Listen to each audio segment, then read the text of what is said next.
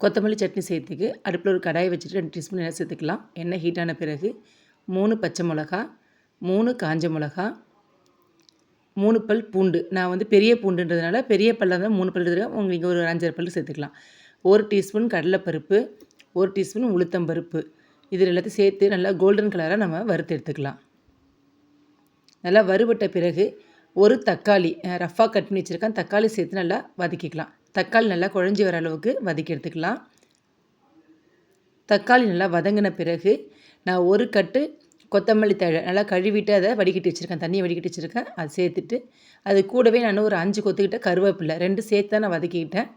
நல்லா வதக்கின பிறகு ஸ்டவ்வை ஆஃப் பண்ணி இதை நம்ம ஆற வச்சிடலாம்.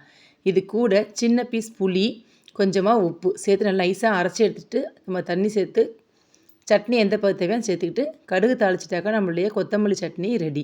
செஞ்சு பார்த்துட்டு கமெண்ட் பண்ணுங்கள்.